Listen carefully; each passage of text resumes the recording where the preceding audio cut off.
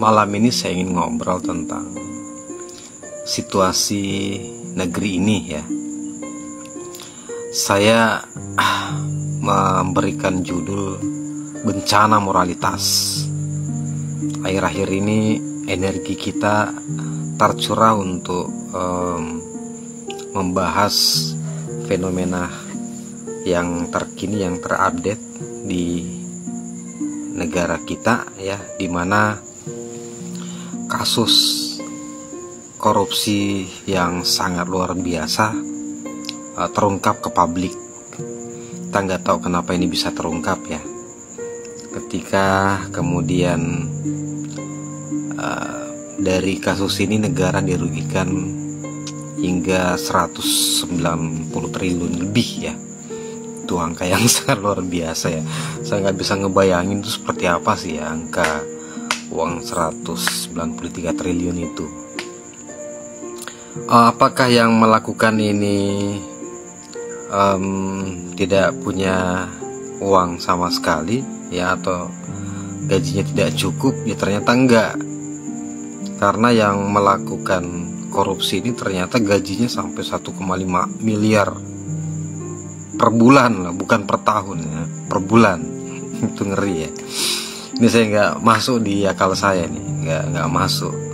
Kemudian kasus ini ternyata juga bukan melibatkan atau merugikan kas negara ya, tetapi itu juga berdampak kepada kerugian masyarakat, karena ternyata di situ ada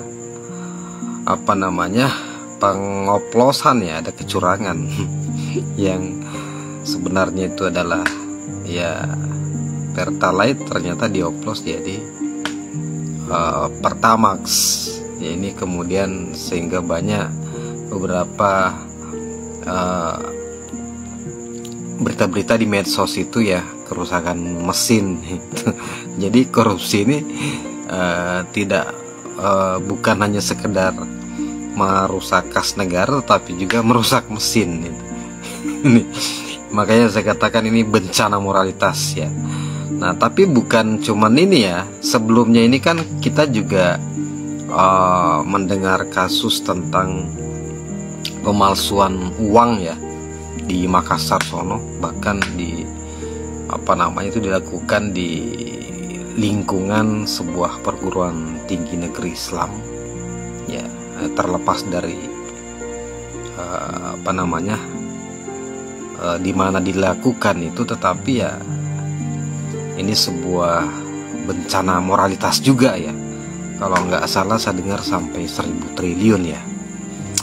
Nah, itu tidak sampai di situ ya. Kemudian di wilayah Banten juga terbongkar lagi kasus pagar laut. Ini laut dipagari itu ya, untuk sebuah kepentingan bisnis ya. Itu juga sebuah kasus yang mencuat gitu. Dan ini yang terakhir yang lagi sangat heboh ini, yang menyita perhatian publik ya, korupsi di internal salah satu perusahaan BUMN kebanggaan pemerintah ya. Dan itu berhubungan dengan hajat hidup orang banyak. Jadi itu luar biasa dampaknya ya. Ini pertanyaannya adalah, kok bisa seperti itu ya? Kenapa bisa?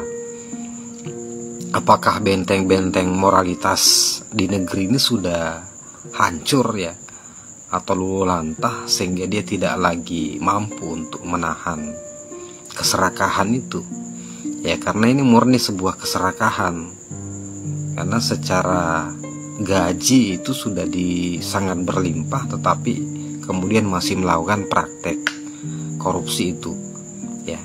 Dan saya pikir hampir sama di semua lini ya, cuma mungkin belum terungkap saja ya. Nah ya, mudah-mudahan nanti ke depan akan terungkap ini semua ya, karena ya ini seolah-olah ini energi spiritual saat ini lagi berlimpah ya. Makanya hal-hal yang bersifat kecurangan itu satu-satu kemudian terbongkar ya. Kemudian fenomena lain ya, selain dengan bencana moralitas yang terkait dengan korupsi ternyata di moralitas hal yang lain pun juga sama. Ya, bagaimana kita melihat kasus misalnya seorang guru agama yang memperkosa beberapa murid-muridnya ya. Kemudian ada yang juga yang lucu, sekelompok anak SD setelah melakukan sholat maghrib rata-rata rame-rame nonton film bokep. Kemudian ada juga anak SD yang ya sampai menghamili 2 teman sekelasnya ya. Dan ya kalau kasus-kasus perselingkuhan misalnya, kemarin ada yang ditemukan di sebuah hotel, kemudian dia dikejar ya, bergelantungan seperti Spiderman ya. Itu jadi kalau kasus-kasus seperti itu sudah sangat marak gitu ya. Nah, jadi yang saya mau katakan bahwa apakah benteng moralitas di negeri ini sudah rubuh gitu, sehingga begitu mudahnya kemudian hal-hal yang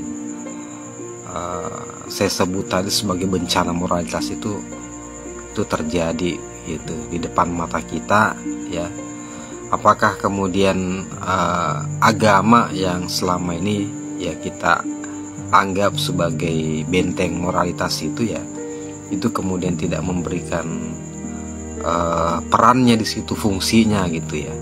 Padahal kalau kita lihat setiap hari ya, azan itu berkumandang terus dari masjid ke masjid ya, bersahut-sahutan ya. Bahkan di lingkungan Pertamina ya, saya pikir itu mungkin di sana masjidnya sangat mewah gitu ya, sangat mewah, dan mungkin ya aktivitasnya juga rutin gitu ya.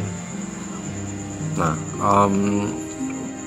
apa namanya ya, termasuk ritual-ritualnya pun sangat marak gitu ya, sangat marak. Kalau kita lihat data ya, data-data ritual itu kan di mana-mana sangat marak gitu ya. Tetapi kenapa justru kemudian akhir-akhir ini moralitas itu menjadi terpuruk? Makanya saya katakan ini bencana moralitas gitu ya. Ada apa gitu ya? Kalau kita coba lihat seolah-olah ibaratnya dengan dihancurkannya benteng moralitas itu, kemudian Ya'juj Ma'juj itu muncul gitu ya. Muncul itu yang di dalam mitologi perang akhir zaman dibahasakan bagaimana benteng moralitas yang dibangun atau tembok yang dibangun oleh Zulkarnain itu ya kemudian dihancurkan. Ketika itu hancur, muncullah kemudian Ya'juj Ma'juj, dan Ya'juj Ma'juj ini yang kemudian menyebabkan kerusakan di mana-mana. Ya sebenarnya kan mirip-mirip dengan cerita itu ya. Ketika benteng moralitas itu sudah hancur, kemudian ya keserakahan kemudian mewujud di mana-mana. Itulah yang menyebabkan kerusakan ya. Kalau sekarang ya ibaratnya kerusakan mesin ya. Kerusakan mesin mobil mewah ya, karena mobil mewah kan ya Pertamax itu yang konsumsinya mobil mewah ya. Nah, jadi ini mirip gitu ya, termasuk tadi dengan apa fenomena-fenomena moralitas yang terkait dengan pornografi ya, dan sebagainya. Jadi ya itu ibaratnya adalah sebuah sihir dajjal sebenarnya ya. Sihir dajjal yang kemudian memapar kepada seluruh lapisan masyarakat, tidak mengenal usia, mulai dari anak SD sampai yang perguruan tinggi ya, mulai dari anak kecil sampai yang jompo, mulai dari yang miskin ya, hidup di kolong jembatan, sampai yang hidup di gedung-gedung pencakar langit, hotel-hotel mewah, itu semua terpapar itu ya, karena yang menjadi sumbernya adalah ya itu tadi, media sosial. Dan saya pikir semua sekarang ya mungkin sekitar 99% semua bermain di media sosial. Dan itulah sebagai saluran ya tersebarnya sihir Dajjal itu. Ya, makanya kan sekarang kita sebut generasi ini adalah generasi yang menunduk. Ya, karena setiap hari mereka menunduk terus menatap layar HP-nya, men-scroll aktivitas media sosial itu mulai dari Reels Facebook, Reels snack video, TikTok, Instagram, YouTube, ya, semuanya di situ. Dan sekarang ya novel-novel itu sekarang banyak bermunculan, ya aplikasi-aplikasi baca novel yang isinya juga mengarah ke situ. Kemudian aplikasi film-film drama, aplikasi gamers, nggak usah dibilang gitu. Ya, jadi sekarang adalah generasi menunduk, dan disitulah kemudian hal-hal yang sifatnya menarik kita ke alam bawah sadar, alam kesadaran rendah itu disebar, disalurkan ya lewat aktivitas media sosial itu. Ya kayaknya ya jangan kalau mensedar aktivitas joget-joget ya, semua ibu-ibu ya yang mulai dari yang berjilbab biasa, berjilbab besar itu, ya kadang kita melihat itu konten-konten seperti itu. Apalagi itu dikaitkan dengan bagaimana supaya bisa viral, bagaimana kemudian dari situ dia bisa sekali lagi ya mendapatkan tambahan pendapatan, ya kan? Tapi bukan dia nggak punya pendapatan, tapi ingin mendapatkan tambahan pendapatan. Dengan tambahan pendapatan itu yang mereka kemudian bisa melakukan hal-hal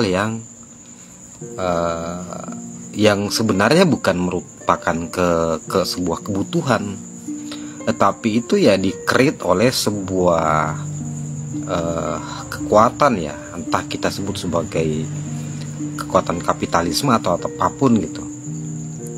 Karena dengan itulah yang kemudian membuat dia harus mencari uang banyak untuk melakukan aktivitas seperti itu. Misalnya ya mencari hiburan, kemudian mencari skincare ya sekarang yang lagi tren gitu, atau ya mungkin apalagi ya bagus kalau seperti itu, tapi yang lebih parah ketika terjebak dengan judi online gitu ya.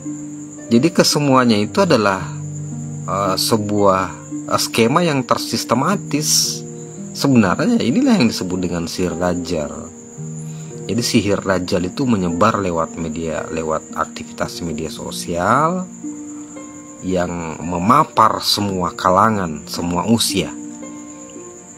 Di situ sudah ada gamersnya, judi online, pornografi, kekerasan, tema-tema perselingkuhan, ya.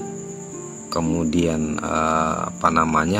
tema-tema konsumtif, bagaimana dia mendorong atau merangsang nafsu konsumsi kita ya, di postingan-postingan makanan-makanan ya, yang menarik dan sebagainya, tempat-tempat hiburan ya. Sebenarnya itu nggak salah, nggak ada masalah sih sebenarnya, silakan aja ya. Tetapi sebenarnya kalau kita coba telusuri lebih dalam, itu sebenarnya adalah sebuah mekanisme untuk atau sesuatu yang tersistem, yang kesemuanya tujuannya adalah menarik kesadaran kita untuk menuju ke alam kesadaran rendah yang menjauhkan kita kepada kesadaran sejati kita. Akhirnya ketika kita ditarik pada alam ke alam sadar rendah tadi ya, jadilah kemudian kita menjadi budak nafsu kita akan menjadi budak nafsu ya. Itu akan menjadi sebuah circle yang kemudian menjadi sebuah penjara bagi kita ya. Semua hal-hal yang sifatnya materialistik di situ. Semuanya ya, bagaimana membangun citra misalnya gitu ya, harga diri, konsumsi, harga diri terkait misalnya ya penawaran properti, penawaran mobil mewah. Sebenarnya nggak ada yang salah sih sebenarnya, fine-fine aja selagi kita tidak terjebak gitu. Maksud saya adalah bahwa marilah kita menyadari bahwa sebenarnya itu adalah sebuah skema, sebuah sistem ya, atau mungkin ya kalau kasarnya saya katakan adalah sihir dajjal sebenarnya, untuk menarik kita kepada alam kesadaran rendah ya, yang menjauhkan kita kepada kesadaran sejatinya diri kita, yang menjauhkan kita pada kesadaran tentang Tuhan gitu. Jadi itu kan sebenarnya adalah perang gelombang. Jadi kan ya, media sosial itu kan sebenarnya adalah sebuah gelombang kan itu ya, gelombang ya, kemudian yang menyebar dia masuk ke alam bawah sadar, media sosial, konten-konten dan sebagainya ya. Ketika kita menontonnya kemudian ya kita terpengaruh dengan gelombang itu. Dari pengaruh gelombang itulah kemudian mewujud kepada tingkah laku kita, aktivitas kita gitu. Dan tidak ada yang bisa melawan ini kecuali ya, jadi Dajjal itu kan gelarnya Al-Masih ya. Jadi dia itu dididik di alam kodim itu, makanya nggak ada yang bisa melawan itu sihirnya, kecuali yang juga dari alam kodim itu sendiri. Makanya kalau di mitologi tentang perang air saman itu ya, yang bisa mengalahkan Dajjal itu adalah ya Al-Masih ya, Al-Mahdi dengan Al-Masih gitu ya. Nah jadi kolaborasi itu yang kalau Dajjal Al-Masih Dajjal menarik kita kepada alam kesadaran rendah ya, nanti yang bisa melawannya adalah Al-Masih yang akan menarik kita kepada kesadaran tinggi. Makanya kenapa Al-Masih di Isa Al-Masih dikiaskan dia turun dari langit ya, karena dia dari yang maha mutlak sendiri kan itu. Nah disitulah perang itu. Jadi yang ada adalah sebenarnya perang kesadaran, perang gelombang. Nah saat ini kita terpapar semua dengan itu. Orang mau korupsi sampai segedenya gitu ya, sampai triliun. Karena apa? Karena kan keserakahannya itu tadi. Karena ada sebuah gelombang yang kemudian membesarkan nafsu, keinginannya untuk mengkonsumsi gitu ya, atau untuk memenuhi hasrat duniawinya.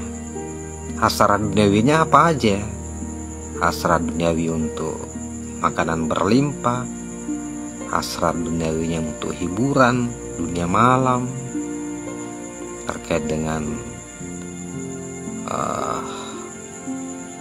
ya itu tadi, harta, tahta dan wanita. Biasanya kan seperti itu yang disebut duniawi kan. Nah itu jadi yang bekerja di situ adalah sebenarnya sebuah gelombang yang sebenarnya anunya adalah sihir Dajjal itu. Nah padahal di negara ini ya, di Indonesia ini, saya kira kan banyak training psikologi ya, kemudian pelatihan atau training untuk bagaimana membangun moralitas ya dan sebagainya. Bahkan ya mungkin pemerintah menggelontorkan banyak uang untuk membiayai pelatihan seperti itu. Bahkan di baru-baru ini kan kayak pemerintahan yang baru ini, Pak Prabowo melaksanakan retreat kan itu. Bagaimana pejabat-pejabat kementerian itu di training dulu gitu ya. Nah, saya pikir juga di BUMN kan seperti itu, ada pelatihan-pelatihannya kan. Nah, tapi ternyata kan itu tidak memberikan efek yang signifikan kan ya. Jadi tetap saja itu dilakukan, tetap saja itu dilanggar itu. Nah, jadi memang mesti ada sebuah pelatihan atau sebuah training yang sifatnya berasal dari yang Maha Kodim itu ya. Jadi harus ada sebuah sistem yang berasal dari Al-Masih itu ya. Karena yang dilawan ini kan adalah kekuatan dari Kodim juga sebenarnya, Al-Masih. Dajjal itu kan Al-Masih. Nah itu. Nah ini yang harus kita cari, kita harus telusuri ya, sebuah treatment atau sebuah training di mana dia bisa melumpuhkan sihir Dajjal itu. Artinya bukan berarti bahwa menghentikan aktivitas media sosial, enggak. Itu tidak bisa dihentikan karena itu adalah di situ yang bekerja sistem kausalitas ya. Itu adalah buah sistem, misalnya wah ini Facebook nggak boleh gitu ya, YouTube nggak boleh karena dalam sistem apa namanya dalam situasi sekarang ini ya, di mana teknologi begitu berkembangnya ya, hal-hal seperti itu sebenarnya ibaratnya dia adalah sebuah pisau gitu. Bagaimana kita bisa memanfaatkan pisau itu? Apakah pisau itu kamu memanfaatkan untuk memotong-motong daging untuk kamu makan, ataukah pisau itu kamu manfaatkan untuk menikam gitu ya. Jadi yang namanya platform medsos itu sekarang dia sebenarnya menjadi sesuatu yang bebas nilai, tergantung bagaimana kita menggunakannya dan memanfaatkannya. Justru disitulah terjadi medan perang ya. Di situ medan perang. Jadi di situ mungkin akan muncul konten-konten yang akan menarik kita kepada kesadaran, mengembalikan kesadaran sejati kita. Di satu sisi juga akan muncul konten-konten yang akan menarik kita kepada atau menjauhkan kita pada kesadaran sejati diri kita itu. Nah ketika kemudian yang namanya platform medsos itu tidak bisa dibatasi ya, tentu harus ada sebuah mekanisme yang bisa membentengi moralitas kita. Nah itu, ini yang perlu dicari ya. Kalau kemudian ritual-ritual agama yang selama ini ada itu tidak bisa, ya berarti kan tentu ada yang salah di situ. Karena yang kita tahu misalnya kayak ritual salat. Ya kalau ritual salat kan katanya anil fahsai wal munkar, tanha anil fahsai wal munkar. Jadi itu yang akan membuat kamu untuk menghindari yang mungkar. Ya. Nah, kalau misalnya itu tidak, kan berarti ada yang salah. Nah, ini yang harus kita carikan kenapa bisa seperti itu. Apakah ada metodologi sholat yang harus kita cari tahu yang sebenarnya seperti apa ya. Nah sholat ini kan bukan cuma di muslim ya. Saya pikir semua agama dan dalam kepercayaan kan juga sebenarnya mereka melakukan sholat juga ya. Nah, sholat mereka ya syariatnya berbeda-beda ya. Kalau dalam Islam ya syariat sholatnya adalah ya itu yang biasa kita lihat kan. Tapi yang lain pun sebenarnya juga melakukan sholat ya. Karena sholat ini kan intinya adalah lisikri dirikanlah sholat untuk mengingatku. Ya, di situ sebenarnya ada yang penekanan kepada mengingat, ya. Nah, mungkin dari mengingat, proses pengingatan itu, ketika dia tepat bidikannya, itulah yang kemudian mungkin membuat ketersambungan gelombang dari yang maha mutlak, yang kemudian bisa mencegah tadi gelombang yang berasal dari itu tadi, sihir dajjal itu. Jadi ya walaupun media sosial berseliweran di mana-mana, menampilkan konten-konten yang menarik kita di alam bawah sadar, ya kita tidak terpengaruh, biasa aja gitu. Ya ini sama, ini kan sekarang kita sedang memasuki bulan suci Ramadan ya. Ini yang menarik juga nih, orang yang berpuasa di luar negeri itu kan biasa-biasa saja, walaupun di depannya itu ada aktivitas konsumsi ya, warung dibuka di mana-mana ya, orang makan bisa dilihat di mana-mana ya. Tetapi ya mereka tetap puasa. Beda kalau di Indonesia, di beberapa tempat itu kan semua warung makan harus dibuka, katanya untuk menghormati orang yang berpuasa. Nah, ini analoginya seperti itu yang saya maksud tadi, bahwa benteng moralitas itu harus kita bangun dari dalam gitu. Jadi walaupun media sosial itu tetap ada, tetap menawarkan konten-konten tadi, tapi ya kita tidak terpengaruh ya. Nah, kalau tadi analoginya ketika berpuasa semua warung harus ditutup, yaitu tadi berarti ibaratnya ya, kalau supaya moralitas kita terjaga, ya semua aktivitas media sosial ya, Facebook, YouTube, TikTok, sharing video harus ditutup. Orang Indonesia tidak boleh menggunakan itu. Nah itu kan tidak mungkin kan. Jadi yang terpenting adalah bagaimana membangun benteng moralitas itu di dalam diri kita. Itu sama tadi dengan berpuasa.